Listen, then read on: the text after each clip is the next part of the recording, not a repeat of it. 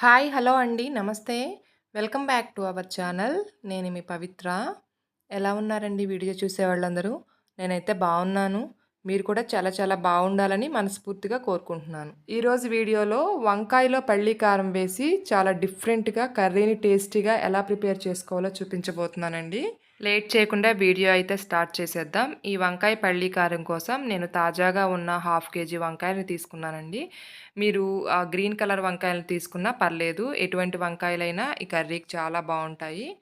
ముందైతే వంకాయల్ని పుచ్చులు లేకుండా చూసుకొని అన్నీ నేను వీడియోలో చూపించినట్లుగా కట్ చేసుకొని ఉప్పు నీళ్ళల్లో వేసుకుందామండి. ఇలా ఉప్పు నీళ్ళల్లో వేసుకోవటం వల్ల వంకాయలు కలర్ మారకుండా ఉంటాయి.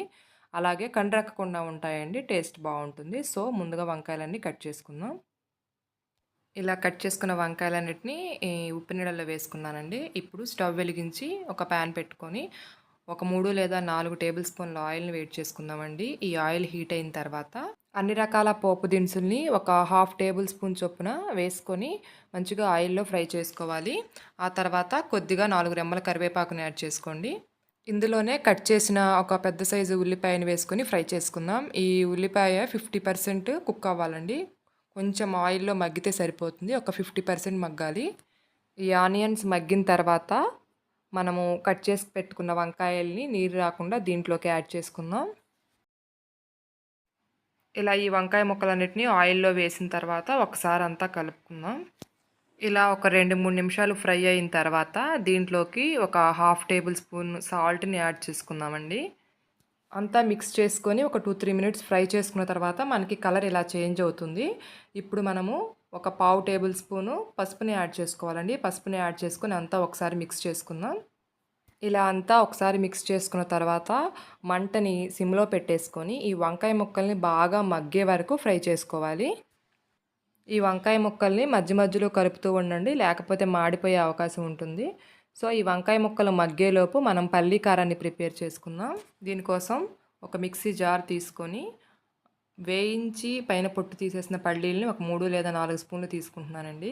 దీనిలోనే ఒక 7, 8 వెల్లుల్లి రెమ్మలు, వేయించిన జీలకర్ర 1 స్పూన్, అలాగే వేయించిన ధనియాలను నేను పౌడర్ చేసి పెట్టుకున్నానండి. ఇది ఒక స్పూన్ వేస్తున్నాను. మీ దగ్గర ధనియాలున్నా కూడా వేయించుకొని ఒక స్పూన్‌ని యాడ్ చేసుకోండి. నేను కారం కోసం ఎండుమిర్చిని, కారాన్ని రెండిటిని యాడ్ చేసుకుంటున్నానండి. మీరు కారాన్ని యాడ్ చేసుకున్నా పర్లేదు. నేను 6 లేదా 7 ఎండుమిర్చీలను అలాగే ఒక స్పూన్ కారాన్ని యాడ్ చేస్తున్నానండి. కారం తక్కువగా తినేవాళ్ళు కొంచెం మీ టేస్ట్‌కి తగినట్లుగా అడ్జస్ట్ చేసుకొని వేసుకోండి. అలాగే ఒక హాఫ్ టేబుల్ స్పూన్ సాల్ట్‌ని కూడా యాడ్ చేస్తున్నాను. దీంతో పాటుగా 1 స్పూన్ ఎండు కొబ్బరిని కూడా యాడ్ చేస్తున్నానండి. ఇది ఎండు కొబ్బరి పొడి. మీ దగ్గర పచ్చి కొబ్బరి ఉన్నా కూడా దాన్ని కొంచెం ఫ్రై చేసుకొని గ్రైండ్ చేసుకోండి. ఇప్పుడు వీటన్నిటిని మిక్సీ వేసుకుందామండి. మిక్సీ వేసుకొని ఇలా కోర్స్‌గా బ్లెండ్ చేసుకోండి. మరీ ఫైన్ పౌడర్‌లా కాకుండా ఇలా కోర్స్‌గా బ్లెండ్ చేసుకుంటే టేస్ట్ చాలా బాగుంటుంది. ఇప్పుడు మన వంకాయలు ఎంతవరకు మగ్గాయో చూద్దామండి. వంకాయలు బాగా మగ్గిపోయాయండి. ఫ్రెష్ వంకాయలు అవ్వటం వల్ల త్వరగా మగ్గిపోయాయి. ఇప్పుడు మనము రెడీ చేసి పెట్టుకున్న పల్లి కారం మొత్తాన్ని ఈ వంకాయల్లోకి వేసేసుకోవాలండి. ఈ వంకాయల్లోకి పల్లి కారం బాగా కలిసిపోయేలాగా కలుపుకోవాలి. ఈ టైంలో మంటని లో ఫ్లేమ్‌లో పెట్టేసుకోండి. లేకపోతే మాడిపోతుంది.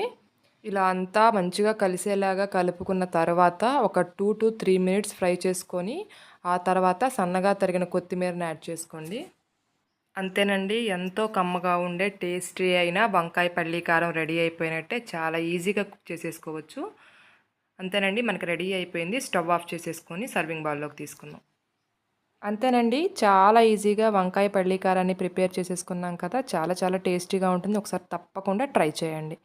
ఈ వీడియో గనుక మీకు నచ్చితే నా వీడియోని లైక్ చేసి నా ఛానల్‌ని సబ్స్క్రైబ్ చేసుకోండి. Thanks for watching.